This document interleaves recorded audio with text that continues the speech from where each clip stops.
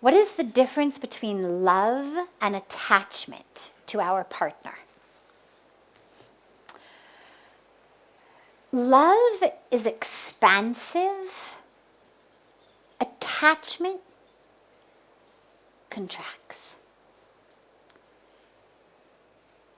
When you think about the loved one,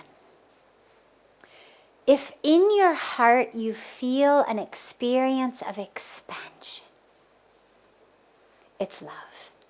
If in your heart you feel an experience of contraction that also is in the mind, there's attachment. And it doesn't mean that they can't go together.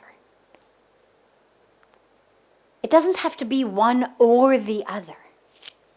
Now, frequently, if there is absolute, highest, deepest, truest love, we tend to be free of the attachments. Now, there's an attachment to the person themselves, as in, I really love having you in my life, here, physically before me. That's the attachment that when the person leaves us or passes away is so difficult to manage, because with the love there is the attachment to the presence of the being whom we love. But in our loving relationships, we suffer from a lot of other types of attachments that actually eat away at the love. And those are attachments to how the other person behaves. So I love you as long as you're doing what I want. When you don't do what I want, then I hate you.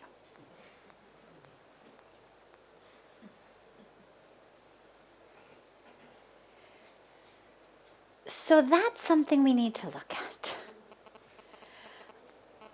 Do I love you, or do I just love having my ego fed?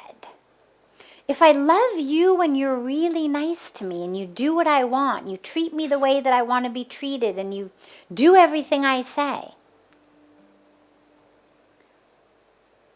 well, then maybe I should just hire some staff instead.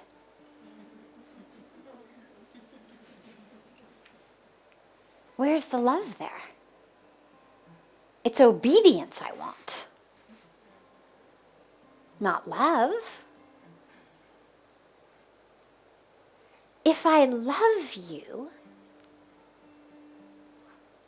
then regardless of what you say or do, whether it's what I want or don't want, I'm still going to love you. Now, that doesn't mean I approve of everything you do. It doesn't mean I like everything you do. But it means that my love of you isn't dependent upon what you're doing. And this is especially important with our children, because as far as our spouses go, most of us are mature enough to understand that if a spouse says to us, I hate you, most of us know that they don't really hate you, but that they're just angry at the moment, that hatred is ego hatred, and that they're going to soften, whether it's 5 minutes later, whether it's an hour later, but that eventually we're going to soften back into love. The problem becomes much more with our children. Because what our children learn is that my value as a human being, my worthiness of love, is based on what I do. So if our children clean their room, and we say, oh, and we didn't even ask them to do it, but they did it anyway. And we say, oh my God, come to mama. And we hug them and we kiss them and we put them on our laps and we say, oh, mama loves you so much. Your mama's good girl. Your mama's big boy. We give them all of that.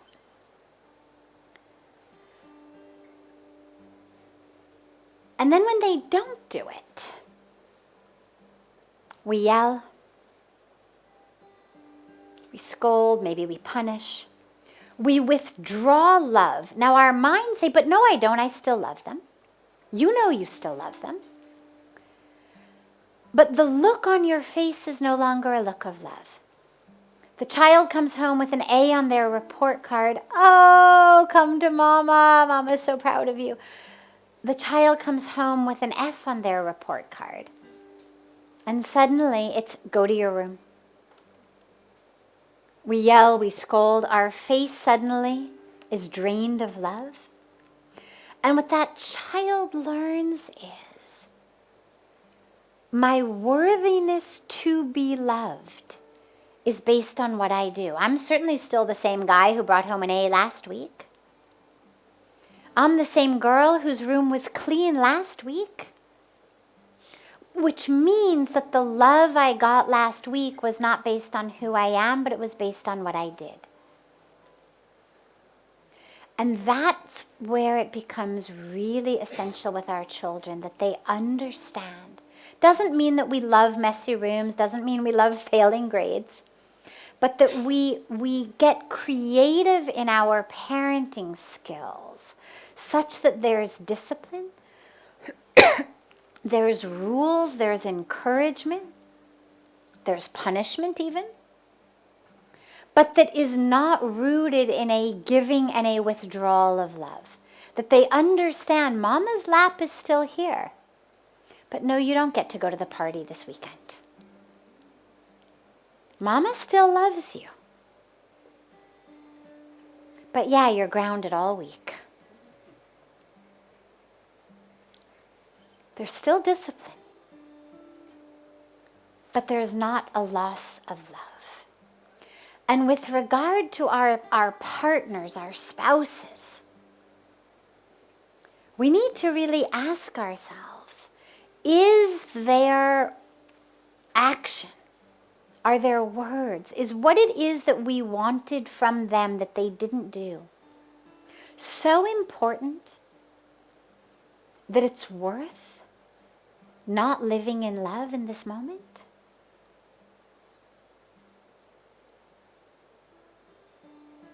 And there's not a right answer to that question. There may be things that for you feel important enough that it not as important as being in love. I'd rather be angry. Okay. But ask yourself whether that works. So if you've been married, for example, 20, 30, 15 years, and you're angry every time he or she is late from work, but they're actually late 3-4 times a week, you can be pretty sure that getting angry isn't helping. That it's not actually changing anything. And so then you have to be realistic, is what is the point here?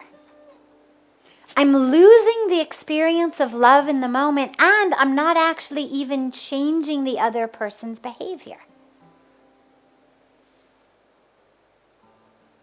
So maybe it's better just to be in love. And if the behavior matters that much to me, maybe I really should say to the person, all right, being angry hasn't worked. Is there another way I could convince you to show up on time? Is there another way I could convince you to speak to me, to treat me, to act, to be, to whatever it may be? Is there a way I could convince you to do this because it really hurts me? But in our attachment to how they act, how they speak, how they live, a lot of times that death grip literally squeezes love out of the relationship. And we find that we may get them to do everything we want, but we've squeezed the love dry. So we get really obedient partners, but we find ourselves simply cohabiting rather than actually living in love. And the question to ask ourselves is it worth it? Yeah, he now puts the dishes away every meal. But he's asleep by the time I get into bed every night. Was it worth it? yeah, she now does all of this that I want, but spends her weekends out with all her friends instead of with me. Was it worth it? Was squeezing the love out for the behavior modification worth it? Did I get what I wanted? Did I really get what I wanted here? And the answer is usually no. So before you do that, ask yourselves, is what I'm attached to, is that behavior, is that action, is this thing, is that so important that it's worth squeezing the love out of the relationship? And then we let go of those attachments so that we're able to actually exist in expansive love with our partners. Because eventually we will lose them. It's just the nature of the universe. If not through separation or divorce, through death. Either we're going to die first or they're going to die first. So again, why not live in as much peace and as much love as we possibly can?